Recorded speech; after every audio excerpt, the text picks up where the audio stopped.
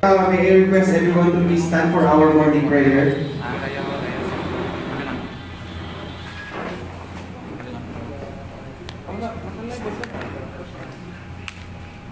the name of the Father, and of the Son, and of the Holy Spirit. Intercession to stop the new coronavirus. Almighty God, our loving Father and Creator, we ask you to walk with us as we face the dangers of this new coronavirus. We come to you, dearest Father, to implore your divine mercy. We beg you to heal those who are sick, give peace to the dying, comfort the mourners, calm the terrified, give courage and strength to the doctors, nurses, and their support staff. Inspire and enlighten scientists to find the cure and vaccine. Bless their work so that they may succeed. Give stakeholders in giant pharmaceutical companies compassion and generosity so that the unfortunate may share in their bounty. Give our leaders wisdom to make the right decisions at the right time. Consoled by the promise of your Sacred Heart, we come to you confident that you will grant our request. O Jesus, you have said, ask and you shall receive, seek and you shall find, knock and it shall be opened to you. By the intercession of Mary, your most holy Mother, I call on you, I seek from you, and beg of you to listen favorably to our request. Kill the virus and save humanity. Our Lady, help of the sick, pray for us. Saint Raphael the Archangel, pray for us. Saint Roch, pray for us. Saint John the Baptist, pray for us. Saint Lorenzo Ruiz, pray for us. Saint Pedro Camusur, pray for us. San Camilo de Calibos, in the name of the Father, and of the Son, and of the Holy Spirit. So again, may tayo nga kahon sa tanan, nagsalamat din sa pag-agtuling nyo sa layang adlaw. So, Bacara, Provincial Health Office, nagpatawag press conference sa aton nga status in COVID-19 iya sa probinsya Itaklan. So, before kita nga ipakilala ko ng mga panelists, kay press conference, bukod nang itanan yung press conference ay bad news, no? So, kaabuan din sa press conference dahil sa dayang agahon ay puro good news, no? So, aton makaraya na panelist is amon yung Provincial Health Officer 2, si Dr. Victor A. Santa Maria. Aton nga nag-iisang infectious disease specialist, si Dr. Joan Abril. Aton nga spokesperson in COVID-19 sa probinsya is Dr. Quasyon. So, para sa aton nga welcome remarks, no, itao ko microphone kay Dr. Victor A. Santa Maria, amon Provincial Health Officer 2. Yes, thank you, Gino. Good morning, everyone. And today I would like to welcome everyone, especially our partners from the media, to this press conference. I think this is the third press conference we have in the Provincial Health Office as we are going to discuss the current status of COVID-19 here in the province of Baclan. That's the current status of our cases of COVID-19 as well as the other persons monitored, and as well as what will be the ways, the plan forward for the province of Baclan. So with that, welcome, thank you. So thank you, Dr. Victor A. Santa Maria. So before ko ako microphone kay Dr. Bong Quasyon, advance birthday greeting ko galero atong spokesperson, no? He will be celebrating his birthday tomorrow. So Dr. Bong, happy birthday.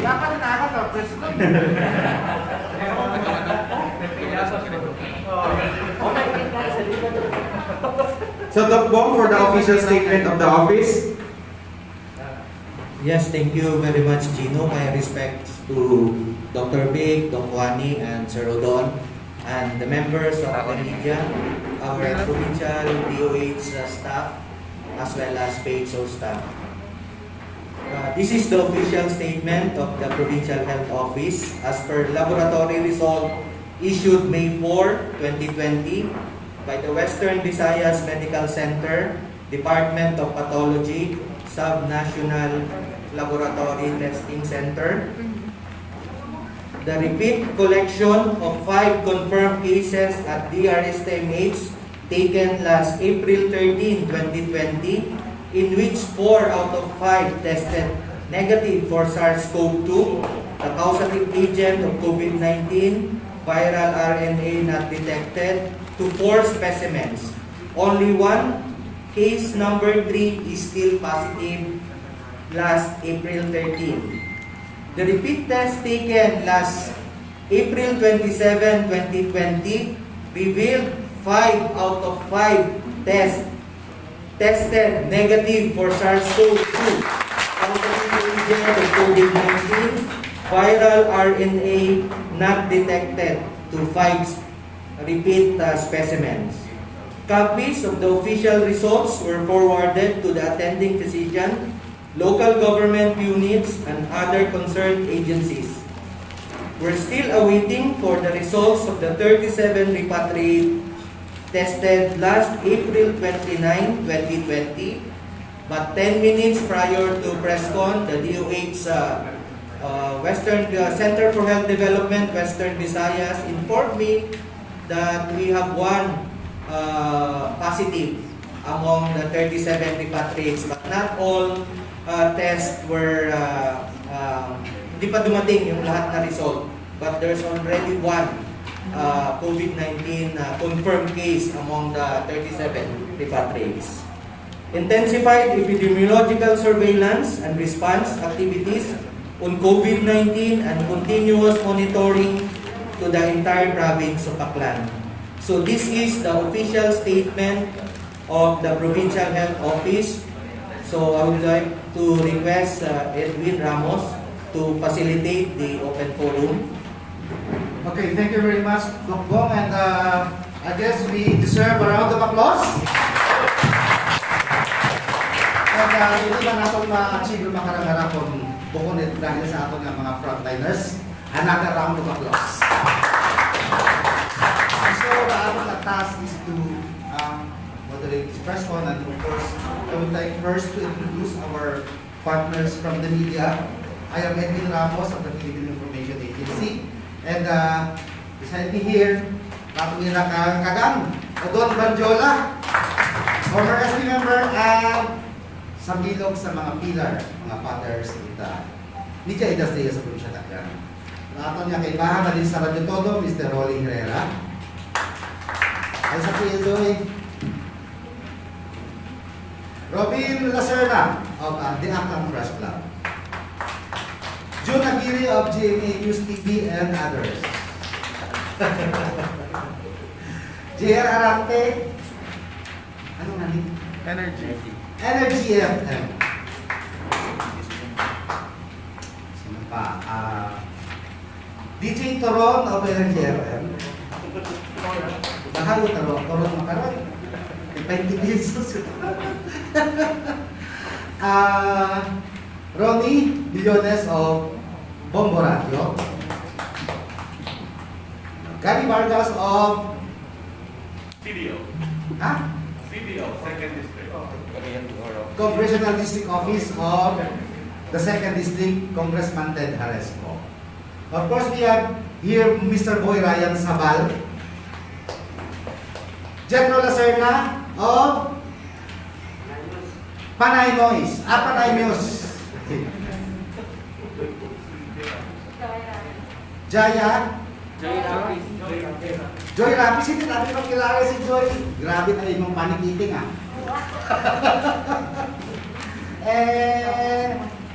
si Mr. Bombo again. Mr. Natura. Okay, so tuwing pa lang ako mga kaibigan sa media, agamay na rin, agam sa tanan. So, klaro man na ito kung yung mga official statement, doon po rin sa nagkapuntan. So, with the official statement and with the present situation in the province, especially in Calibo, ay siguro may mga pangutanan kita. Mauna siguro na atong pinaka-senior, Mr. Rodolfo Madura. Thank you, Johnny. Doc, mong i-clarify ko lang. Case number 4 is still positive and when is he confined? Currently, the case number 4 from Altabas is confined at the Western Visayas Medical Center and still awaiting for the official repeat test. So may repeat case to them. Yes, result. Now you told us a while ago that there is one repatriated or W is positive. Where is she or she now? So currently, all our repatriates is at Marson Hotel. So, but the results of the 37 were not in yet. That's an advance info coming from the DOH, but nonetheless, we will get the profile of this repatriate and probably Doc Wani, we will transfer the repatriate here at DRSTMH. As of this moment, he is not isolated yet. They are isolated. All the repatriates are in, they have been quarantined in a single room per repatriate. But that one that is positive just a moment ago should have been separated already by this time. Yeah, we're waiting for the official result so that we could transfer the patient to DRSTMH. Okay. Ilang oras pa na base ko. Pinapastra. Base magkalat ko ito. Wag man sir, naka-quarantine naman siya. Okay. Now we have still, this is about May 5. We have still 56 pending samples. From where this taken? That is the 37 repatriates included in the 56. Yes, yes. Okay. We sent the 18 specimens this morning because the schedule of the sending of specimen is every Tuesday, Thursday, and Saturday. So that's 18 specimen sent today plus the 38 pending, so a total of 56 specimen sample. Including the 37 Yes, repatriates. yes, With one already positive. yes. Now the 302 tested. How many are health workers? How many are health workers of the 302 tested? We have a So copy. nagtatakpo ato niya itong mga unang mga kaso. Kung test mo sila. We have the list of the health workers, how many doctors, nurses, med techs, as well as lab techs who were tested. How many are they?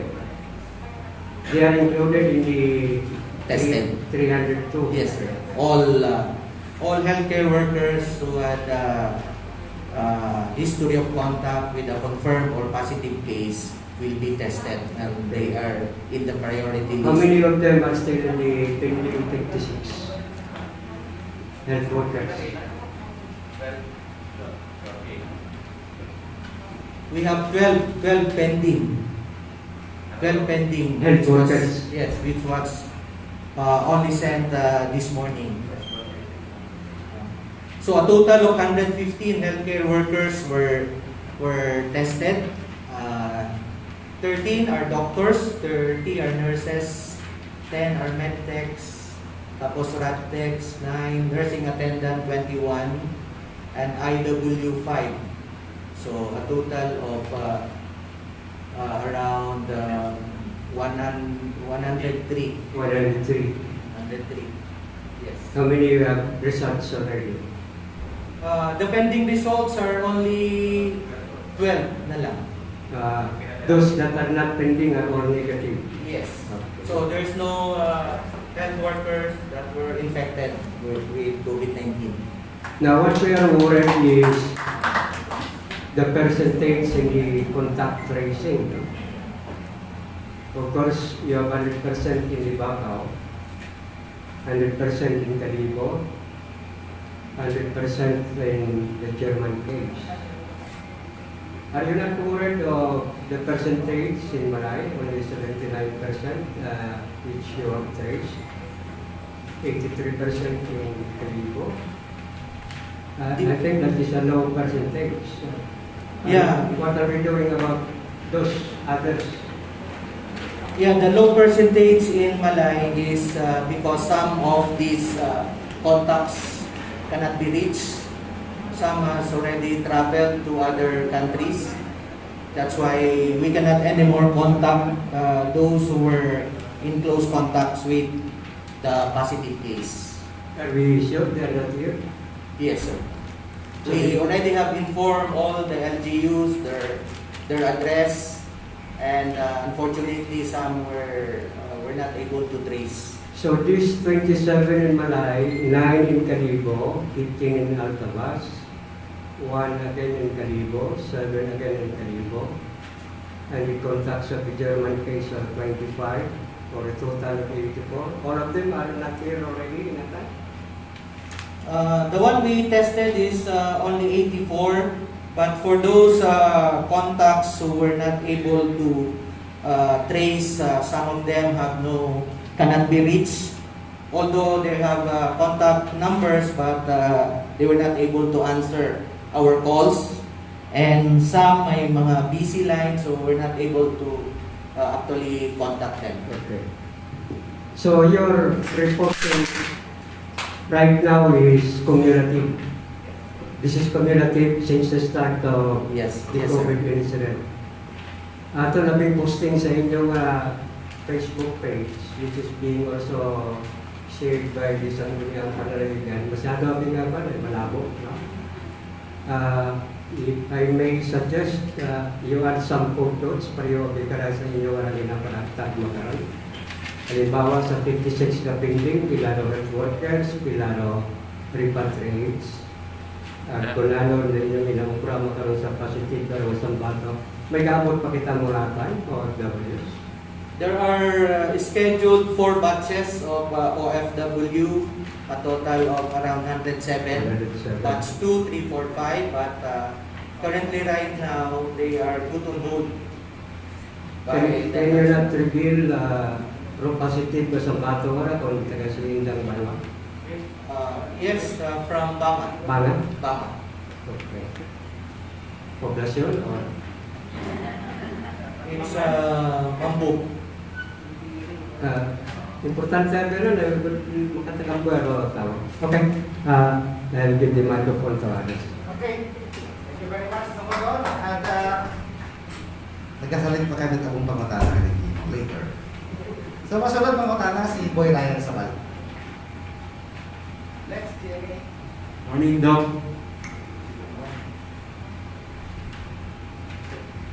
This is regarding the nakabot niya Doc reports nga may maging quarantine nga jail officers of the GMP Aklan. And could you cite what happened to that quarantine officers naman naka-quarantine sanda until now?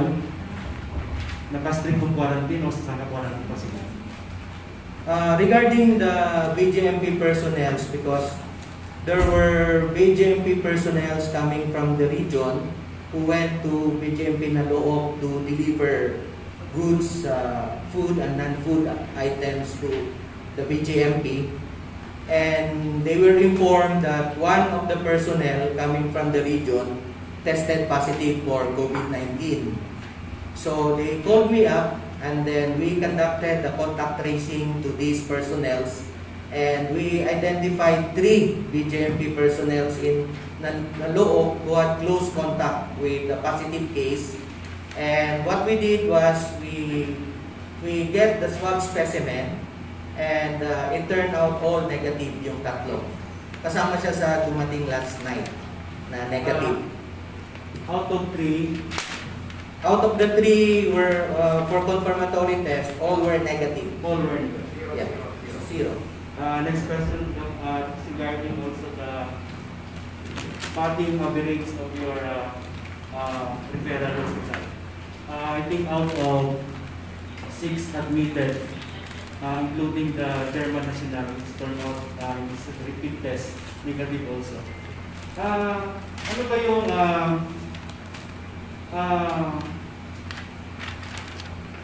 yung question ko is, with this fully recovered patients na na-register sa ating hospital. What could you, ano yung comment mo dito sa health system natin? Maganda ba yung situation or it happened lang na it came out na yung form natin talagang na-flatten na talaga?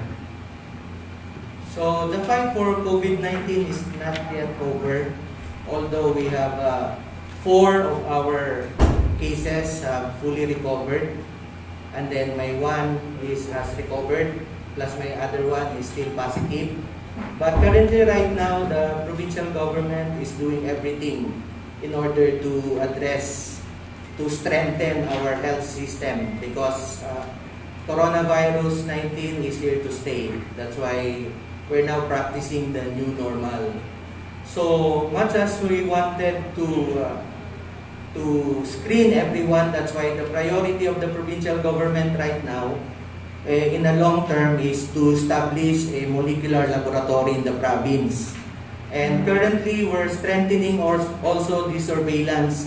That's why we're conducting training to disease surveillance coordinators of every disease reporting units, whether it's an RHU, hospital, government and private, to identify cases of COVID-19, which is now included in the notifiable diseases under Republic Act 11332, which is the mandatory reporting of communicable diseases and other public health events of public of interest. That's why if we have COVID suspect, it should be immediately reported by the disease reporting units to the provincial epidemiologic and surveillance unit. So we're capacitating our health workers, our barangay health emergency response. We're going to establish a molecular laboratory at the RSTMH. We're strengthening also our hospitals, procurement of PPEs and other equipment to address COVID-19. Yung Gen Expert machines, yung dalawang Gen Experts, how soon will we get the COVID cartridges from the supplier, and also it will operate considering we have to undergo yung mass testing? Currently, right now, the province has 2 Gene Expert because the RSTMH is a satellite treatment center for multi-drug resistant TB, because this is being used to determine the presence of a multi-drug resistant TB or rifampicin resistant TB. So we have one at the RSTMH and we have one at RHU Navas. So according to the DOH, the cartridges will be donated by the PPSP, and I think it will be available by September pa, the cartridges for the Gene Expert. Okay, thank you very much for thank you, Doc. Next question will be coming from the energy. Good morning to Bong, Doc Ann, and Doc Vic. From Energy, I'm Joe Palimagusaw. So I'd like to be specific on the info that you've given us for with regards to official statement po ninyo, na we have 6 cases, 5 of which is, or 4 of which is fully recovered. 1 is recovered, and the other one is at the Western Visayas Medical Center. So, with the previous press briefing that we had, you mentioned if the patient is fully recovered, they will be allowed to release in the community. So, ganun pa rin po ba yung stance ng office natin? And paano to? Kasi meron talagang iba na they will not agree. No? Natakot pa rin sila, even though they were tagged as fully recovered, may ayaw pa rin na makasalamuha sila. No? Although meron ng pinasa yung panalawigan natin na yung bawal nga, Discrimination Act. No? So, ito pa rin yung stance ng office natin. They will be released in the community. Good morning, no? So, since they are already fully recovered, so they can be released in the community. However, since this COVID recovered patients, hanggang ngayon wala po silang immunity with the, halimbawa, sa risk ng ng COVID-19. Ibig sabihin, hindi ibig sabihin na nagkaroon ka ng COVID, hindi sila ma-reinfect ulit. So, we are advising them na to stay at home muna to protect themselves for the second reinfection. Kasi as of this time, wala pa pong data na nagsasabi na if you had COVID, ay hindi immune ka na doon sa next infection. So since they are high risk to have another reinfection, so we still advise them to stay at home muna. Thank you, Doc Ano. So, ang case sa Libacao, Malay, female from Calibo, and another one 40-year-old from Calibo, sila na yung fully recovered.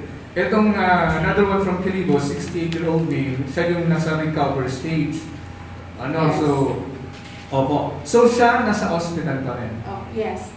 So actually this case, kasi ito talaga yung nag-severe. The case case number 3. So siguro dahil siya rin yung nag-severe, siya rin yung medyo mabagal yung recovery niya. But as of this time, wala na po siyang symptoms more than a week. He is stable and asymptomatic. So maybe we can discharge him later or tomorrow. And also, if you can give this info na, kasi you mentioned, Doc Bong, na isa sa repatriates, sad to say, nag-positive sa test. So sa 37 repatriates, kung may nasabi na po sila na isang nag-positive, may nasabi na po ba yung region kung ilan na lahat yung na-test nila doon sa 37? So, wala pang official na sinabi ang DOH regarding sa ilan ng numbers ang na-test nila. So, yung information na binigay lang sa akin was isa pa lang yung nag-positive. So far yun pa lang, it's an advance info. That's why we're waiting for the official laboratory result nitong nag-positive. Good. So in this case, Doc Bong, no, na yung mga repatriates natin, hindi lang sa Aklan, una sa Iloilo, no, may mga nag-positive. So, ano yung stance natin sa province ng Aklan na we will still accept repatriates after dispatch? Well, the reason siguro na put on hold itong pagdating ng mga repatriates is one, mas maganda kasi kung RT-PCR yung test na gagawin mo. Kasi kagaya ng nangyari sa ibang provinces like in Cebu, ang dami nang nag-positive. I don't know if that will be the stand of the IATF national, but basically nagpalabas kasi ng resolution ang Regional Disaster Coordinating Council na supposedly under sa resolution na bago dapat sila i-travel dito sa mga provinces, they have to undergo confirmatory test, not the screening test, which is the rapid antibody test. That's why siguro nire-review ngayon ng national kung ano talaga yung magandang gawin. Kasi siyempre nagre-reklamo rin ng mga local chief executives na dapat pag dating nila dito, dapat negative talaga sila sa confirmatory test, not the antibody test. So yung klaro pong info, put on hold, so temporarily postponed, hindi siya cancel. So may dadating pa rin just in case ng mga repatriates. Kasi international flights, I think, were all cancelled. So maybe that's one reason na na-postpone yung pag-uwi nila. Once na flight will resume, so we are expecting repatriates pa rin. So we will just wait for the guidelines coming from the IATF, yung sa national. And then the reason why na-cancel na rin yung mga ibang flights, kasi wala na tayong paglalagyan ng OFWs na darating. So occupied na lahat ng mga quarantine facilities na na-identify rin ng national government. And as of this time, the bomb, last question po, as of this time, kasi you mentioned na all the municipalities should put a quarantine facility of their own. So how is it so far? may mga nag-respond na po ba na meron silang sariling quarantine facility sa mga munisipyo nila or dito pa rin sa Kalibo pupunta ang mga repatriates? Thank you po. Actually, meron na rin ang mga municipal LGUs, but currently we're assessing yung compliance to the quarantine facility that the municipal LGUs will be establishing. Kasi yung agreement is once na mapuno yung identified natin na for hotel quarantine ng mga repatriates, some of these OFWs, doon na natin ilalagay sa mga LGUs kung ready na yung mga municipal LGUs upon assessment by the province na makakwalify yung quarantine or isolation facility ng mga municipal LGUs. Oo, so in that case, Dong, walang timeline, walang hindi sila binigyan ng yung mga LGUs natin ng allotted time para, kasi pag dumating pa itong mga repatriates, batch by batch, baka hindi na makakaya ng Kalibo, mga hotel facilities natin dito. So meron ba na in-urge na sila na please mag-identify na? Yes, during the last meeting ng IATF ng province is dapat hapon they're going to submit yung numbers of quarantine facility na i-establish nila. Pero nakabot nga lang na 37 repatriates ay kaibahan na sa 182 na dapat ay maabot. And kung nato natandaan during the live press conference with the governor via Zoom last May 1, ay ginhabol ng pangutangaran. Ay naulihin na kita, nakalusot at tagaliro na City nga or nga ni result dahil may isang bilog na test nga positive. So pasunod yung pangutana halin sa media team itaton nga first district of first congressional district of Aklan. Second ba? Kala ko sa'yo yung first former bodyguard, Gary Vargas. Bakit ayaw mo? Wala kang question.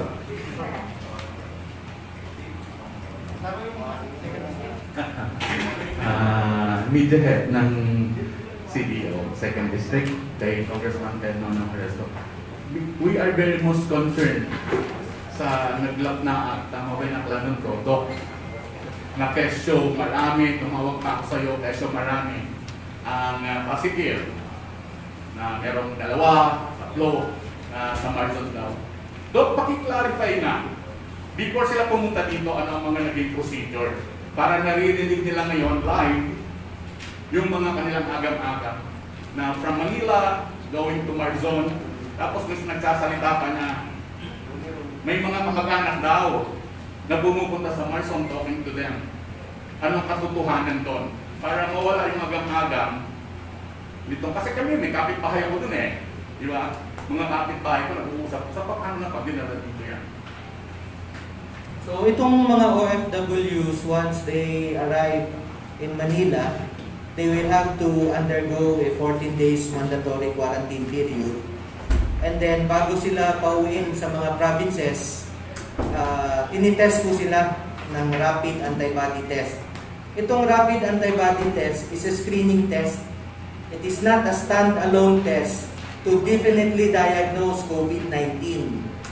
It should be used in conjunction with the RT-PCR, which is yun ang confirmatory test. That's why they tested negative. That's why nakasakay sila ng barko. They were asymptomatic. Na-screen rin ito sila prior to boarding sa barko. Asymptomatic rin. And negative yung antibody test nila. So pagdating dito sa Iloilo, yung iba namang provinces, tinest ulit nila ng rapid antibody test. Pero sa atin, dito natin sila tinest sa Marzon Hotel. Bago sila umakyat sa rooms nila, individual rooms, tinest natin sila. Pero confirmatory test, yung ginamit natin is RT-PCR. Kasi yung RT-PCR, ito talaga ang nagdi-determine kung meron kang COVID-19 na virus. Yung rapid antibody test, ang tinitest lang niya kung meron kang antibodies. Yung antibodies, ito yung panlaban ng katawan natin kontra sa virus. Now, meron tayong tinatawag kasi, explain na lang natin ng mabuti, may tinatawag tayo na asymptomatic phase. Ibig sabihin, nandyan na yung virus, pero wala ka pang nararamdaman na sintomas. So, hindi pa masyado marami yung virus sa katawan mo. And then, after that, after the asymptomatic phase, kung marami na yung virus sa katawan mo, magmamanifest ka na ng mga simptomas. Ito na yung tinatawag natin na symptomatic phase. So, dyan na lalabas yung mga ubo, lagnat, aksipon. And then, after that is yung tinatawag natin na acute phase. Ito na yung may mga symptoms ka. 5 days after lumabas yung mga simptomas, may tinatawag tayo, magpuproduce yung katawan natin ng IgM antibodies. Kasi itong rapid antibody test, IgM and IgG ito ang dinidetect niya. Pag sinabi natin na IgM, meron kang current na infection. Infected ka ngayon. Pag sinabi natin na IgG positive, is may previous nagka-COVID-19 ka, gumaling ka, hindi mo alam. Kaya nga antibody, no? Ito naman kasing IgM, lumalabas ito, usually during the convalescent na phase. Yung pagaling ka na, so 21 days after lumabas yung mga simptomas, nagpuproduce yung katawan natin ng IgG antibodies. So, ibig sabihin is pagaling ka na. Kasi meron ka ng nag-produce ng katawan mo ng IgG. Kaya, ito yung sa rapid antibody test. It's just an initial or screening test para malaman natin kung meron kang antibodies. Hindi natin malalaman kung meron kang, although malalaman mo kung may current infection ka, pero ang tinitest talaga nito is yung presence of antibodies. Pero kung RT-PCR, which is ito yung confirmatory, madidetect niya yung virus whether doon ka sa asymptomatic phase, doon ka sa symptomatic, whether doon ka sa acute phase, or doon ka sa convalescent. Kaya nga yung ginamit natin dito is really RT-PCR para mas ma-confirm natin. Dok, yung Thursday na nadadalaw ito ng kanilang mga kamag-anak dito sa atin. So, bawal po yan sa protocol natin. Hindi pwede, hanggang yung mga narinig natin, hanggang doon lang sila sa gate. Bawal lumabas ang repatriate. Nasa room lang sila. Bawal ipadala yung mga gamit. Bawal sila dalhan ng mga pagkain. Bawal po yan. So, last na lang, Dok, kasi nasabi niyo na rin kanina, agang-agang na naman siya. Meron na naman tayo isang positive from them. So, ano bang procedure na makakasiguro ang buong, especially Kalipo? Kasi nasa heart tayo ng Kalipo, according to Mr. Edwin. Nasa heart pa ng Kalipo na, heart na nga nailagay yung hotel. Ano ang maipapaliwanag nyo na itong isa na nag-positive dito sa mga OFW, makapasiguro tayo na maki-isolate talaga siya at wala siyang may kakalat na virus dito sa atin. So, at the start pa lang, kaya nga natin quarantine sila eh. So, when we say quarantine is you restrict the movements of these people, maski hindi pa to sila suspect. So, once they develop symptoms, kaya nga dyan nagkaka. Pero ito naman na nag-positive natin is currently asymptomatic. So, meron naman tayong mga protocols na sinusunod. Once, syempre, positive na siya, ililipat na natin siya sa ating COVID ward dito sa ating provincial hospital para mas ma-monitor natin siya. We will strictly follow yung mga protocols na ginagawa natin, like of course kung ita-transfer siya, dapat nakakuan din siya, naka-mask, and then naka-PPEs, complete PPEs din yung mga susundo sa kanya. So may mga hospital infection control yung DRCMH na dapat sundin. Okay, thank you very much. Remind lang natin, one question ang follow-up yang ay isang oras pa lang pero maayo kita kay Doc hasta 10:30. No, para makapagod na sa ganito. Huwag man kita pa ngayon ilabas eh. Trabaho mo lang ato nila kasi pumahaw at kaon-kaon. Yung masunod yung mga tana halit sa GMA News TV, huwag pa man dukong mo radyo. Okay. Comport, ano lang muna, clarification lang, for the record purposes lang, ilan po yung ano natin ngayon, available na test kits at kung ilan na lang natira. Tapos, yung doktor sa Boracay, naka-release na ba? Yung doktor, yung na-positive sa Boracay, nakalabas na sa nagka-training. Wala pa. Ngayon pa lang, mag-i-issue pa kami ng medical certificate. So, lalabas na sa today. Handa pa. Pag-uusapan namin kung saan siya pupunta kasi wala siyang home dito sa Aklan. Yes, kailan severe? Sa ATC po siya. May ano kasi, kanina na-mention mo na plano mag-put up ng molecular machine ang province sa nagsabi kasi si Gov na planong gawin ang Boracay as a COVID-free tourism destination. So I'm thinking na kung magkakaroon tayo ng molecular testing dito sa provincial hospital, paano yung mga turista na pupunta via Katipunan? So I think siguro dapat din maglagay din tayo sa Boracay ng molecular testing. We are promoting Boracay as a COVID-free tourism destination. Well, we have to be ready kasi we know that ang tourism yan ang major industry ng Aklan. That's why gusto ni Gov yung Boracay is really, hindi lang Boracay, pati Aklan, COVID-free. That's why we're establishing a molecular lab para at least lahat ng papasok, kung pwede, matitest natin. Pag malalaman natin na COVID-free talaga, the only way na masasabi natin na COVID-free is kung lahat ititest natin at it turns out to be negative. That's why pinapa-fast track nga yung yung mga requirements ng molecular lab natin. So in the coming days, pag-uusapan kung ano yung guidelines ng mga tourists coming from other countries going to Boracay, kung ano yung mga guidelines na gagawin ng province. Thank you.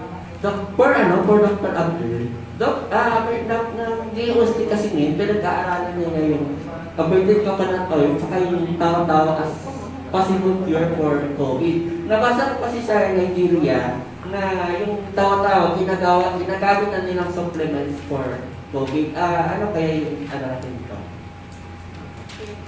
So, as of this time kasi sir, hindi pa talaga siya proven kahit nga yung pharmaceuticals natin wala pang na-inventong gamot para sa COVID. So, siguro pwede siyang supportive pero it's not talaga na pwedeng ibigay sa mga COVID-confirmed patients. Okay. Kilala mo yun dyan. Nagsulat ka mga tana si Robin Sir na congress lang. Thank you, Edwin. Dok, since napunta natin ni Sir Jude to test kit natin, iuna yun po ipangata naman kung spesyente raton ng mga PPS, face mask sa ating provincial hospital. Regarding sa PPEs, nag-abot yung gitman from mga aking order province plus abot man from mga donations coming from the private sector. So far makaroon it's adequate na yung PPEs but under dun sa Bayanihan to Hilas One Act na fund which was given to the province, nag-order yapon from province mga PPEs priority kasi those yung funds na yon are really intended for COVID-19.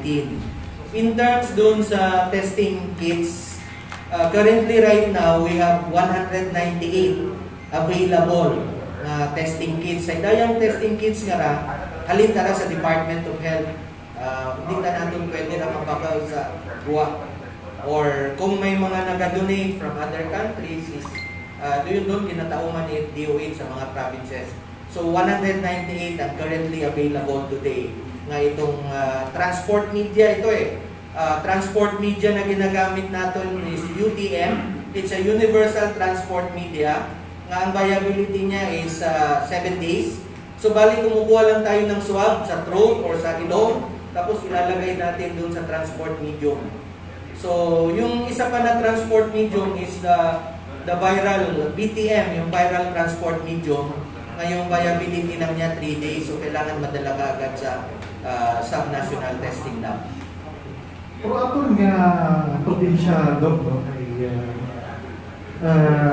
is it possible na makapatidahin kita ita mass testing? Kaya ita mga probinsya? Sa makaroon, Abi, kung hambaw na itong mass testing, parang misnomer siya eh.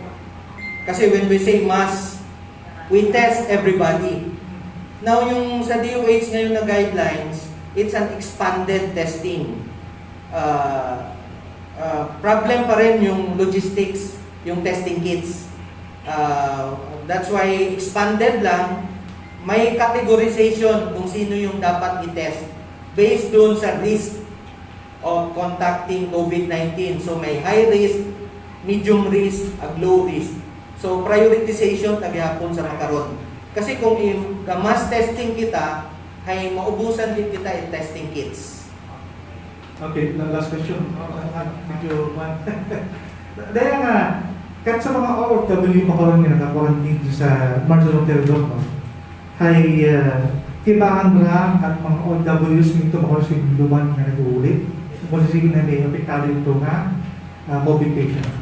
Kailangan sa mga. Yes, kailangan ka na sa batch na may nag-positive na... So, posible kayo yung mga nga positive ba niya ka to? That's why yun ako sumilo. Thank you. Okay. Thank you very much. Bumbo, Jimmy Nagula. Okay, good morning, Doc Brown. Siguro nakamutan ng mga pantanan. Siguro ako na siguro maklaro ka raw, Doc, kay ano ato makaroon assurance coming from the national, yung mga kita. Although mo katulong, pero siguro kasi kung certain kita nga ginagawa nato dahil na estudyuhan, may una ka ng Doc nga buo, ano makaroon din mo karang dungkal ng information dissemination, makaroon nga kita sa tinatawag natin nga GCQ. Regarding sa gamot, sir. Okay, so as of this time, kasi ang ginagamit natin pa rin is investigational drug. So wala pa rin siyang proven na efficacy kung na nakakapagpagaling sa patient. So what we do is we treat the symptoms and then we still give the investigational drug pag meron silang consent. And then yun, we control the comorbids para, like, halimbawa, diabetic ikaw, dapat control kita ng sugar para mas mabilis pag-restart na ng lawas sa viral infection. Okay.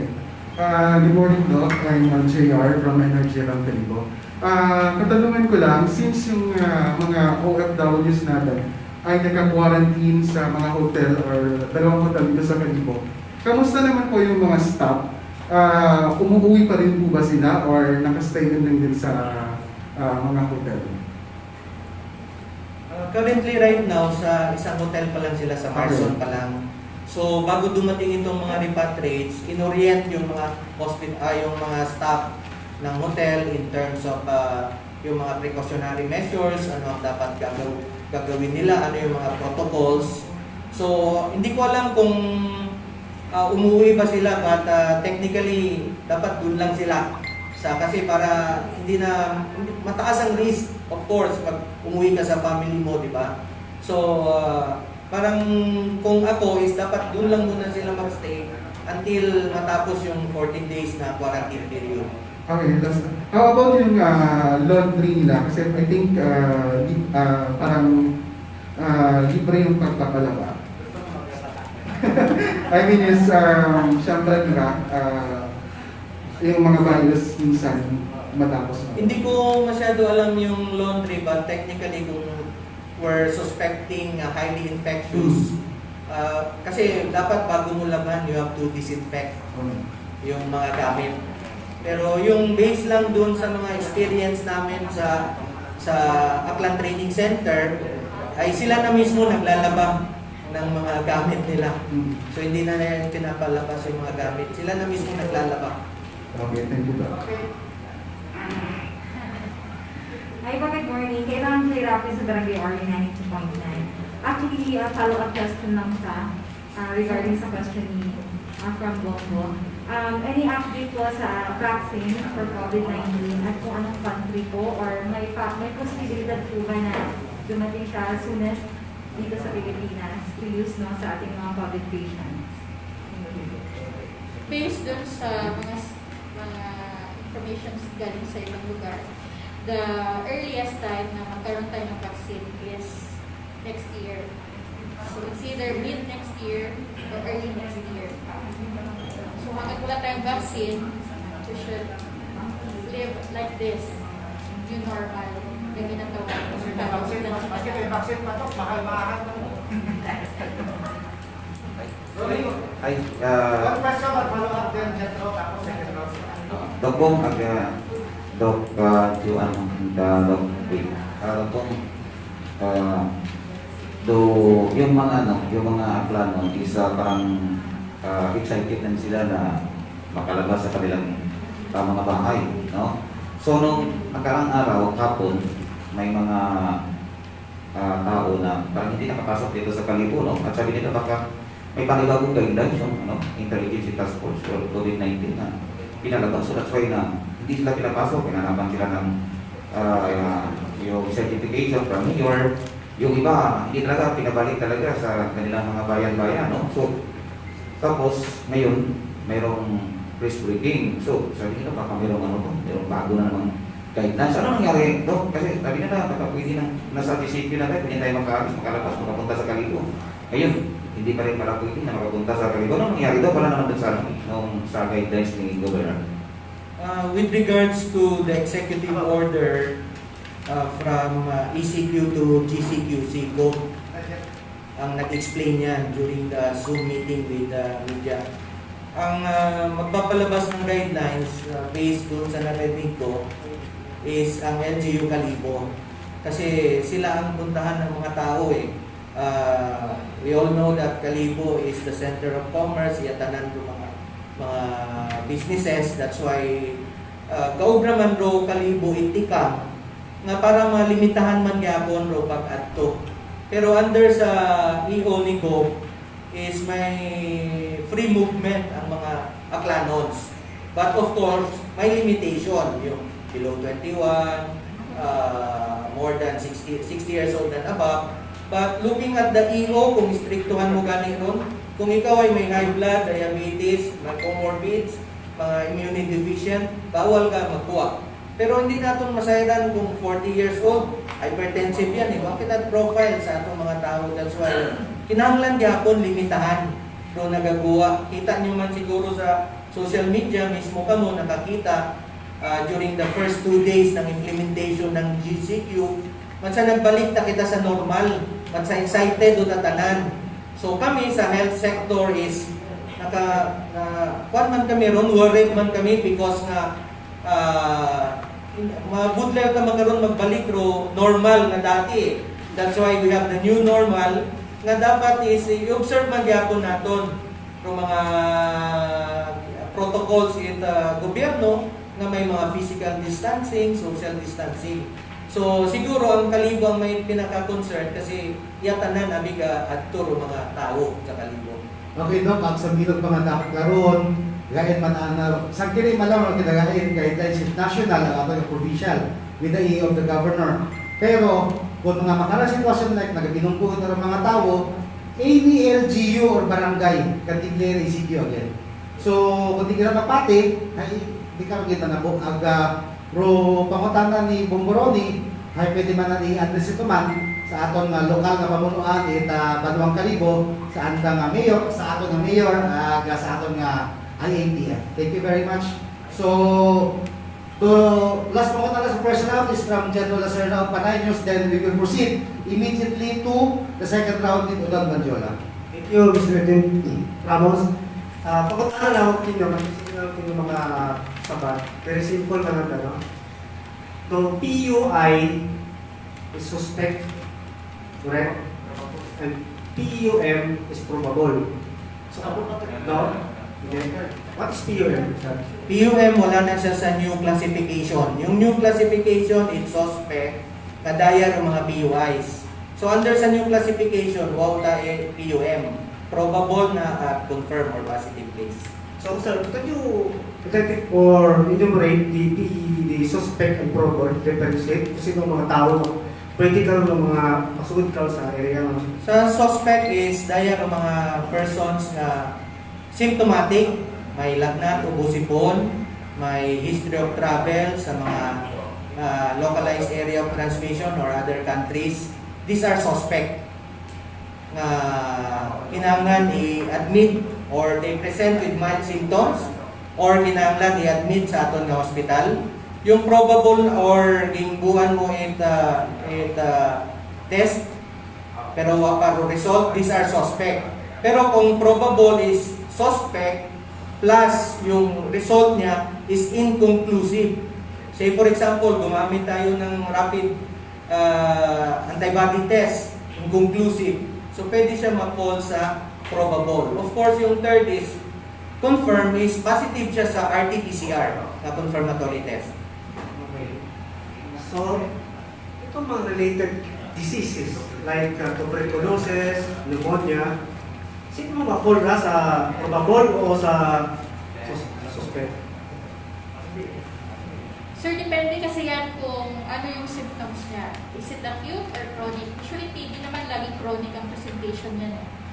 So, doon magkakahiwalay na basta sa symptoms ng pasyente. Kung magpo-fall siya sa acute and meron ba siyang explanation or is it really bacterial or sa viral siya magpo-fall, depende po sa symptoms ng pasyente.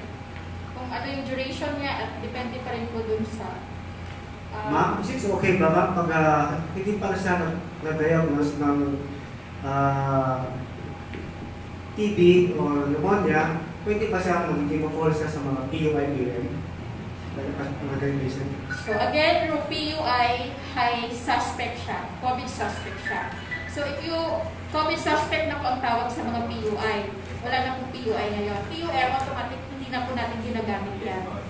Okay? So pag COVID suspect, mag-fall ang isang tao na maging COVID suspect if ikaw ay nagkaroon ng severe acute respiratory infection na wala pong dahilan or hindi po ma-establish kung bakit.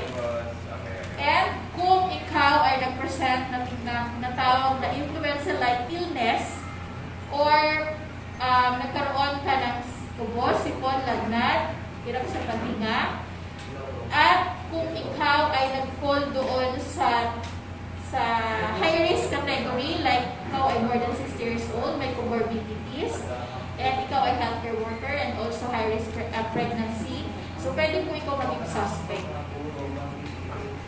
Last question. This is related to Bayanihan Act. Ngayon, pagkaroon. So kung ikaw tawagin ang PUI o PM before the changes, ito ba ay masama tingnan o may liabilities ka ba o wala na o legal civil? I think wala naman po. Thank you. Thank you very much. Second round for 25 minutes. Hindi, hasta na po tayo naagaw at ang birthday nito. Ano ka doon? Okay, thank you Dwayne, no? Doc Abril, no? Okay, clarify lang ako death sa bato sa suspect. Kung masawa mo ba sa teguan, hindi kita kambang na minamatay nga rin sa COVID niya sa akin. Pag-inspikarte ko na naman. Itong COVID suspect na may death was initially labeled as COVID-19 suspect.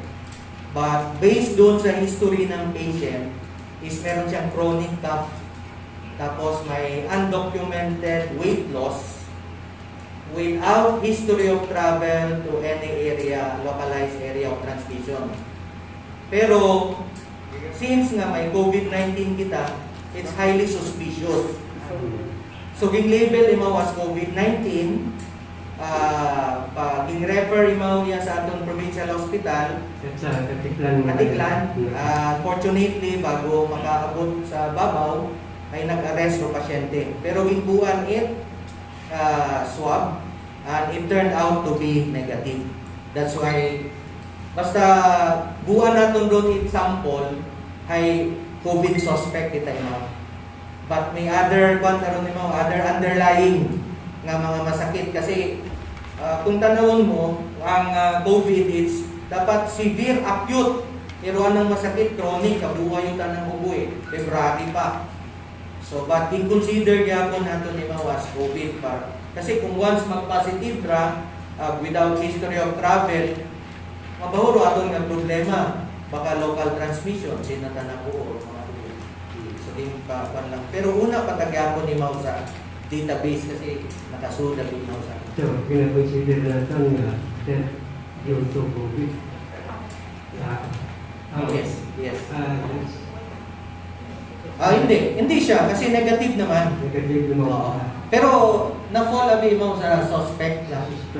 Hindi naman siya confirm naman sa ano. Kung death confirm ay COVID, death ni tayo. Yun lang explanation. Kaya pupunta COVID-19 na pinamatay ka rin. Kaya naka-reflect kami sa inyong table. Forgive me, pupunta ako sa statistician pero amat nalilito ako sa inyong mga table na naka-reflect sa mga debates. Pareho kayo nga POI, May 5, 2020. Admitted 0, tapos positive 6. Magula Ano na prescribe na to, Department of Health? Aton nga PUI, doon mga PUIs can present with mild symptoms, can present with severe. I do not need explanation about PUI. Kung pag-cluster ko sa table, I medyo confusing. What I admit that may nagpositibo kaya dapat siguro yung revise ba rin yung table. I don't know, pag kaya rin yung template sa DOH, pero ako, template ako kinumentaryo para sa inyo mga template sa DOH. Ibig sabihin, out of the 75 na nag-PUI sa 6 row confirmed na case. And as of May 5, agaling conflict man diya, wala ka mo admission doon pero may still admitted ka mo. Still admitted kasi confirmed case ka na. Do yun ay PUIs. Hindi pa So what na-admit ka rin sa kanda? Sa 75 ka na? Yes, okay. Wala na. Ay paano na nag-positive na lang 6? Do you know ka na admitted. Admitted ka. Confirmed case hindi siya suspect, hindi siya PUI. Ano raw ang classification ninyo ko 30 city ka o OFWs nga ano saan na makaroon? Probable, suspect? Actually, wala siya. Wala siyang classification Except sa nag-positive magkaroon niya sa bato. Ay, okay, now sa confirm. Mapalagay niyo nga template. Ngani ko ang mga footnotes karang explanation sa itaro mo kayo mga tables ay naririto kabasa. Anyway, kung dahil tarong prescribed niyo, pero kung po ka rin, isa ko ni ko Bukan ako statistician, pero I've been involved in statistical work for several years. Ay mabali, i-paste ninyo na sa Facebook page, so kabasa ka na ba? Masyado pa rin dito. Okay, thank you very much. Okay, so wag yung nakalampuwa sa scrutinizing eyes itaro nga tatay o mga layang na yun naman, kung technical writer ikaw ay kita mo lang may diferensya or wag. Pero what diferensya ng aton nga layang nga mga data kasi dapat lang naman talaga matuod may footnote kasi hindi kinahanglan nga kung atong tanawon like when you post it on Facebook, hey kami katama ay nano na. So, pag matawag kami team mo, umando, mag-explanation. Pero kung may footnote siguro kasi kung klaro-klaro. Second round, natin sa CDO, pero ako lang ang mamatanong nanay si Doc Santa Maria. Doc, kasahit kita nga, bukod at normal na. And ato ka nga kumustahon. Kung kumustahon ang ambience iya sa ating mga Dr. Rafael Estumbuco Memorial Hospital, inyong mga pamilya, workers, agro-pamilya, inyong mga workers, kumusta man? Yes, first of all siguro gusto lang ako magtugang sa Sir Rodon nito. comment nga medyo ng confusing. Tama ka tayo sa mga pananaw dahil. Pero siguro kung tanawan lang natin nakaraw. Kasi may date, ibig sabihin yung current status sa adlaw around, di ba, May 5, ay admitted 0 pero may positive kita. Actually, ang current status wala nang admitted. Ganun ba? Although na-admit sila dati. Pero as of May 5, wala nang admit. Yung current status ba? Di cumulative variable dapat admitted nga ron on that day alone, on May 5 alone was admitted. Then nag-gusto nyo ba nun? 20 months siguro. Pero positive ka nga no, ma-admit ka to ron. Na-admit, no? Na-clear yung discharge recovery in the day. Then no pa na. PUI sabi to. So yun, tama nga si Sir Rodon, confusing. Pero dahil yes, dahil na coronavirus nga bago ay batungan ay wakita actually existing yung dapat ng paano ay nag-apan pa kita. Anyway, tama rin pwede sa ulihigan. So back sa question. Kumusta ba ang Luzmir? Kumusta yung mga kamo mismo, yung pamilya, atong mga workers, atong mga kaibahan sa ospital, at ang mga pamilya? Actually, ako kasuwat sa hospital for quite some time, umpisa na COVID. Dahil nga limited. Ako personally, being senior citizen ng kita, first kay Sir Rodon, ay medyo nag-limit nga ni kita. Actually, magwagwa. Although kami ay kinangan sa trabaho, yun sa kami sa PHO ay, well, mga nila nag-put up kita in operation center na rin nag-officero para COVID. Ang among mga compared sa other mga opisina na medyo nag-stop sila o down na operations ay kami ay mostly sige pata dahil ang mga coordinators ay mayroon silang kanya-kanyang report na dapat i-submit sa atong OPSEN on a daily basis, including Saturdays and Sundays, ay para matamak na ito tama ang report na ginasubmit na naman sa ibabaw sa region at sa national. So maron. Well, pare-pareho siguro kita na matamas.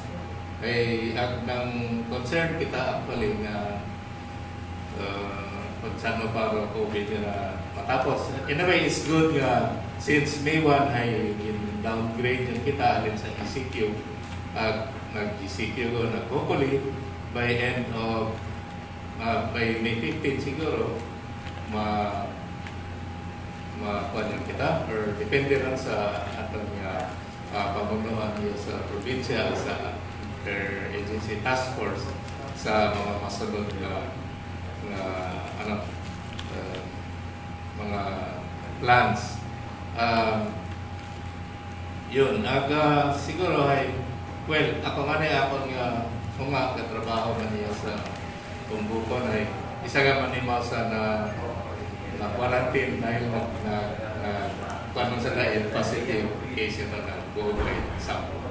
So hopefully, nag-negative man mga panero ay napay mo sa naka-quarantine so makakuha siguro. So, kami parehas nyo ay gabantay man kita ka-expect na mas magmayad ratang situation sa province ba. Okay, thank you very much, Doc. Second round, last three questions. Mauna si Bodyguard. Doc, may tanong ko na sa iyo. Di ba may budget naman para sa COVID? Nag-isip, di ba? Kasi naitanong ko na sa iyo one time. Gusto namin itanong to ni June. At ng mga matatanda siguro. Kasi ang unang tinitiran ng COVID is yung mga weak and lungs. Hindi ko lang. Pneumonia. At isa ako doon. At isa ako sa nag-enjoy nang minsan nagbigay ng free vaccine ang DAR 7 years ago. At 465 na yun. Yun gusto ko itanong doon. May tanong ko na rin sa inyo. Baka gusto nyo isama doon sa budget. magkaroon tayo ng free vaccine for pneumonia.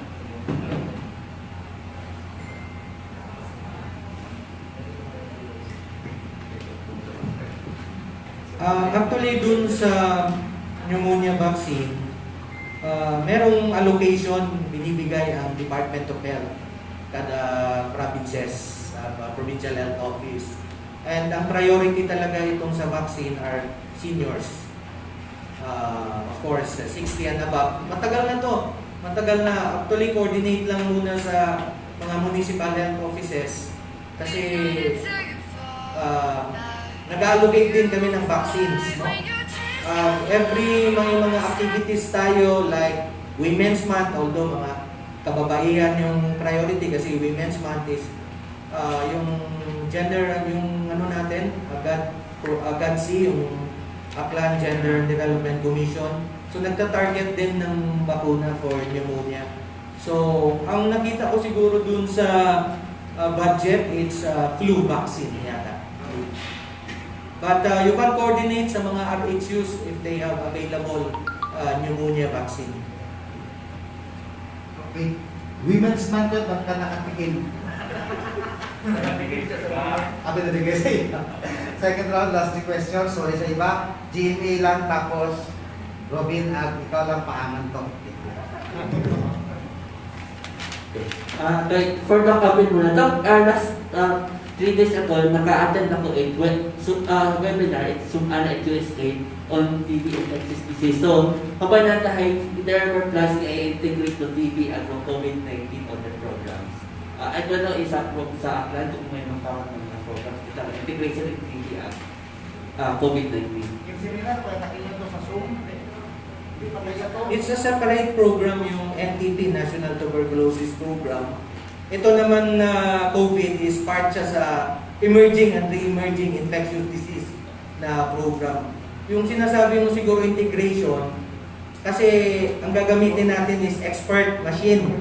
An expert machine, ito yung nagde-detect ng MDR, antifungal-resistant TB. So, pwedeng magamit yung expert para mag-test for mga COVID-19 suspect. Pero it's a separate program, yung emerging, re-emerging infectious disease plus yung National Tuberculosis Program.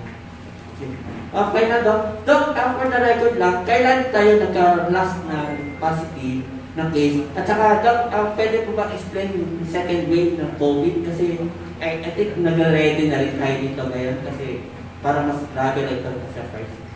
The last na nag-positive tayo is April 5. Ito yung kinunan natin noong March 30.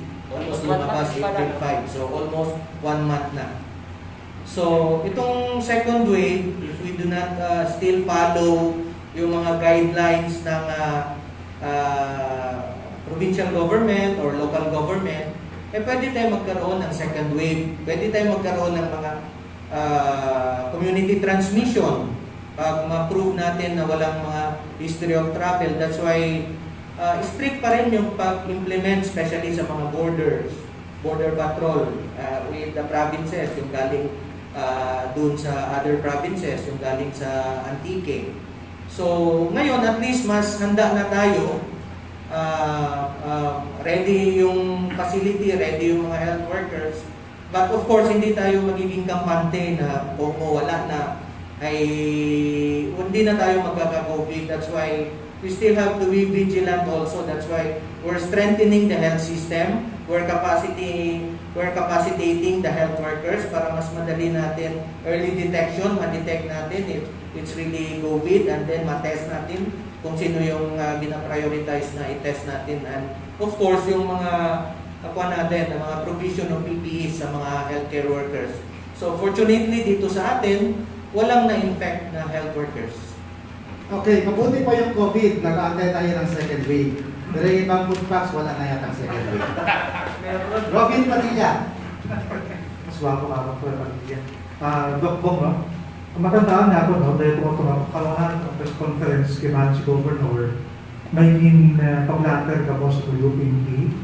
Nanood sa itong website PK na balita. Ano ka torong development yun, Doc? Actually, nagpa-blatter lang yun, hindi yata natuloy. Sayang. Oo, hindi natuloy kasi may, for record purposes lang. Kasi may hinahanap sila na, URL. Oo, sa Cybercrime Division ng Police ay dapat ang natin ako sa URL.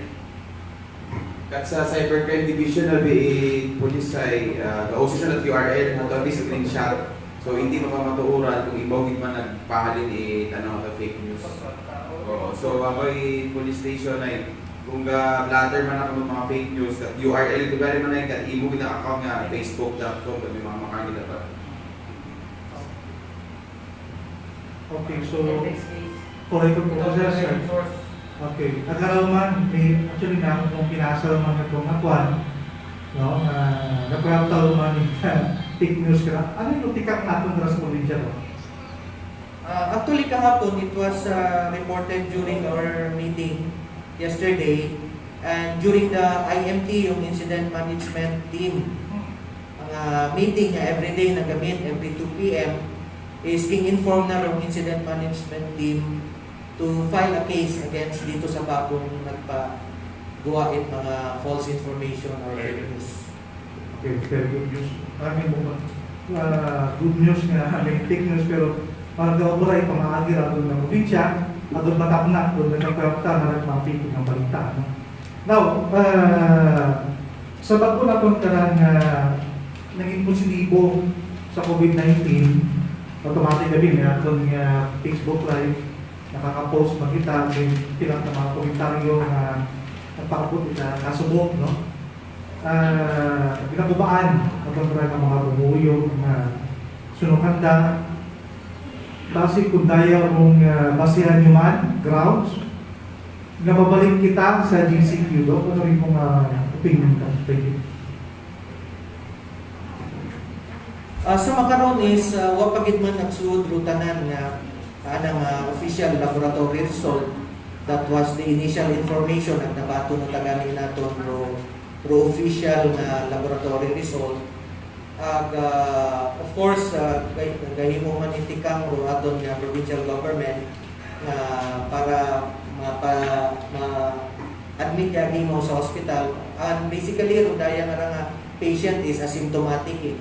Butang lang na naton man sa COVID ward naton para mas maobserbahan ni Mau, para mas naton ni Mau ma-test pa yung mga iba kasi may mga iba pa tayo mga masakit. So ibutang naton, but of course is basta ma-manage lang naton accordingly ang hindi man magrabe pro aton mga pasyente ang stick na pag-follow it mga hospital infection control nga hindi it health worker nga ma-infect gina-observe naton ng mga protocols with the government ay bukod man din it cause of alarm for us, but of course is we will still be vigilant nga. That's why at the start is aton nga gikubra is confirmatory test lagi para ma-confirm naton kung sandara ay positive or negative. Last question na, wala nang paaman. Okay, so the paaman question daw here we goes. Well, thank you, no? And yung question ko lang is somewhat personal. Kasi I'm a father of a 7-month-old. Kasi because of COVID, some other, medical aspect or mga, like sa BT vaccine. Kasi may mga nagapangutana sa mga rural health office, parang kapag kamanan ng mga uwa nakakapag-vaccine. And we know for a fact na ano magiging resulta niyan. Diba? So, would you encourage, Doc, at could you confirm ng mga rural health office natin kung may mga vaccine paghihapon at kung pwede maka-actor mga ginaganan dalawang mga babies? Yeah, actually, nagpagawa with advisory ro Department of Health under this COVID-19 pandemic is dapat there should be no interruption sa mga health services. The services are still there sa aton rural health units, but they still have to observe yung mga social distancing. Kung mga iba kanis, gina door to door na nanda o pagbakuna o pagtao in services. Una man gapon, bukod na vaccines, pero mga prenatal because aton yung mga these are also vulnerable sector of the population. So, una matagyapon ng mga services at hindi naman talaga naubusan ng vaccine ang Department of Health. Ang problema lang natin is mababa lang talaga yung coverage natin, yung tinatawag na fully immunized child na bago mo mag-abot isang dakon ay mabato no tananaro kompleto nga mga vaccines nga ginatao in DOH at local government at daya ay free. Pero wala ka ng rundok, no? Negative effects man, like for example, this month dapat ba-vaccine, and then na-delay ng 2 months because of the COVID, then saka sila babalik for vaccine. Wala namang problema yan. Wala namang problema, but ang in-encourage natin is before reaching 1 year old, dapat fully immunized na. Kasi this vaccine will protect these children from these 7 preventable vaccine diseases, yung TB, polio, HEPA, diphtheria, pertussis, tetanus, at saka measles. Thank you, Doc. Last lang git, kasi si Sir Odon ay raise a good point, no, sa question niya na, of course, kami sa media, we fully understand the graph, no, sa PUI, PUMs, and ngayon wala ng PUM, so suspect and confirmed. So, can you create a local version of a graph na doon na lang tayo mag-focus sa suspect and confirm para mas klaro yung kung kami kasi sa media, yes, we know, we understand. Sila na nanonood, nakita sa Facebook, hindi nila maintindihan. So yun na lang, Doc. Thank you po. So, we will just issue dun sa suspect, probable, and confirmed. But yung PUM kasi, ito yung mga sa level ng municipal LGUs, nag-PUM pa rin sila for their own personal consumption. Na pag may dumating galing sa Iloilo, is pinipum nila para ma-monitor nila, pero hindi na namin pinapareport sa province. Para lang ma-monitor nila pag pumasok kalin sa Haro, Iloilo, Atuia, ay gina-PUM ng daron para at least aware sanda kami ng suit from other provinces. Actually, to add sa sapat ni Doc Bong, among gina-post sa Facebook is the confirmed case, status of confirmed case. Additional kung may suspect or probable. Actually, sir, dahil yung PUI is for our own consumption sa province. Kasi ma-monitor namon do or matrack namon do mga nagsugod nga under monitoring sa mga banwa. So daya nga graph is wala mong gina-post sa Facebook, only this one. So thank you. Last lang daw. Clarification lang daw sa statistics natin sa 1 OFW naka-quarantine makaroon sa Marson. So, positive amount. So, ano ro advisory in aton nga DOH Western Visayas? Kung ito kami mao sa number of positive cases na plan or like Guimaras Abilog, may aton advisory kahapon, no? Ang exclude the amount aton nga DOH sa cases in Guimaras. So, 0 until now, pro aton nga Guimaras province. So, ano ro advisory DOH Western Visayas? If ganyan kung include amount sa +1 kita sa Aklan, or we could have a separate table or a graph for one positive OFW. Right now, in Aklan. If you look at the Western Visayas DOH case bulletin, yung Guimaras, pumasok siya sa Guimaras. So once nandito sa atin, na-confirm natin, masuod kita sa aton nga database. +1. Kasi, +1. Rona tabo ka to, taga-ibakay nga nag-positive sa sa Manila, hindi siya pumasok sa database natin. Even sa Western Visayas na case bulletin at sa province. Pero pumasok siya sa national na COVID-19 tracker. So daya, since nga kita ron nakadetect, masuod tara sa aton nga case. Ag iya matakaton ra, siyempre i-admit naton. So mabutang ko tayo mga confirm, admitted. Okay, so that's it. Thank you very much sa ating media. Okay, balik kita ke Manila, Kota Pakulana. So, ito